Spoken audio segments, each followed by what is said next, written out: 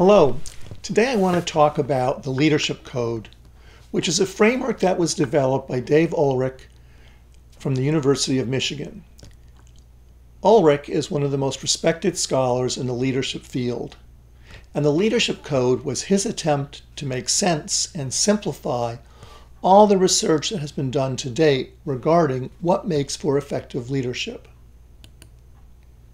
Hopefully at this point you've had the chance to watch Dave talk about defining the Leadership Code in his brief video found on the book's website. What he presents is a model which operates in two different dimensions. He says that in order to be effective, leaders have to be good at operating both in the short term and the long term, focusing both on organizational and individual issues. So for instance, in the long term, we have to be a strategist. We have to be creating direction for the organization. At the same time, we have to be able to execute in the short term, or the organization will not survive to see the long term. In the short term, we have to be able to motivate our workforce in order to accomplish and to execute. But at the same time as we're developing our strategy, we also have to map out what are the human capital needs we're going to have going forward. And do we have the appropriate HR processes and development planning and performance management processes in place to help ensure we have the right people in the right roles at the right time? And at the center of the model is personal proficiency. Do I have the self-awareness? Have I developed the necessary skill set which has made me successful and gotten me noticed as a leader? Have I been effective at developing those particular skills? Because without those, I won't be able to be credible as a leader. Ulrich argues that this model accounts for 70% of leadership effectiveness. And this is based on his research, his own research, looking at thousands of organizations, as well as doing a meta-analysis and combining the other research conducted by other scholars on what makes for effective leaders.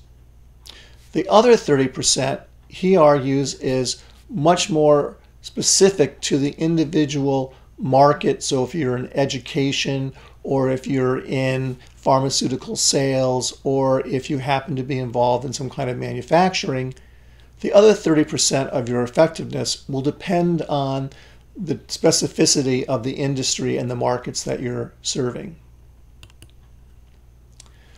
As part of the Leadership Code book, when you go to the website, there's also a self-assessment that I want you to score, and I want you to make sure you save your scores. So here is the self-assessment with, I believe they're red, but since I'm red-green colorblind, I can't be certain, but with red marks on the answers that I gave.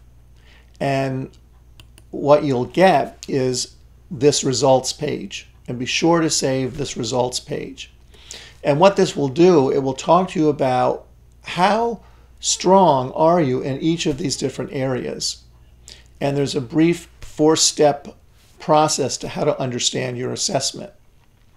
So for example, if we take my scores, what we learn is that the 4 domains that my scores fall in, strategist, executor, talent manager, human capital developer, these are all the action domains. My strongest score in these 4 domains will be my signature strength. But as I become more senior in an organization, I'm going to have to make sure I'm also developing excellence in more than just this one area. They also argue that all leaders must be at least average in his weaker leadership domain. And if you look at my score, average on a score of 10, we might think of as being 5. They say look at things as 6. So are you at 6 or higher? Anything 6 or below, you want to think about how you might develop and strengthen that area. And very importantly is personal proficiency. Because from personal proficiency, you build your foundation of trust and credibility. And you can't ask others to follow you if you don't have trust and credibility. So at my scores, as you can see, my highest score is an 8.8 in the strategist area. And I would say that's very accurate. I'm known at the university to be somebody who looks at the big picture, who's often looking into the future. What do we need to be doing? How do we need to be conceptualizing education?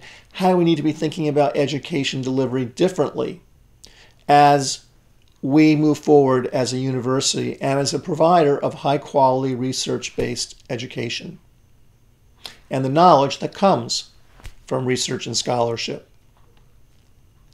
My lowest score is, interestingly, in my personal proficiency, and that doesn't necessarily surprise me because at this point in my career, one of the things that I found is that while I really love what I do, I am fairly stressed because I'm doing 3 full-time jobs at the same time. And I probably need to pull back on the commitments that I'm accepting so I can reduce my stress level, and also to spend more time with my family, because the work-life balance is actually important to help me recharge and be able to come back to work another day and be effective. So these are some of the things that I could think about as I'm looking at how do I leverage my strength in my organization, which I already do and I'm already known for, but then also how do I ameliorate or work on and remove some of the challenges that I'm facing, which would be primarily in my area of personal proficiency. So one of the things to do is to take your scores, and I want you to interpret your scores. What was your highest? You may have ties. What was your lowest? And then do the analysis. Look at how you can improve the areas in need of development. What are the specific actions you could take within your organization, or perhaps through training or other experiences or coaching that might help you build that particular area? And then think about your highest scores. How can you leverage those scores? Because those indicate an area of strength. For myself, it was actually important that I began to work with the senior leadership team at the university, because then they began to understand that I could help them see where we need to be thinking about and helping others think about the university of the future. So think specifically about how you may leverage your skills. And please take your analysis and include it in your learning journal for this week. This will be one of your 2 topics. Finally, make sure that you read the chapter on Rule 3, Engaging Today's Talent, and that you watch Ulrich's video, which explains Rule 3. Rule 3 is all about managing your workforce, communicating effectively, which relates to leadership style that we've already talked about, knowing how to motivate appropriately, which you've talked about in BUAD870. Think about the Daniel Pink video you saw. And also providing employees with aligned direction so they're moving toward a goal and they're not working against each other. So this is a very important rule. I want you to review the video and read the chapter. And we will explore the other rules with greater depth in the future weeks ahead. Thank you.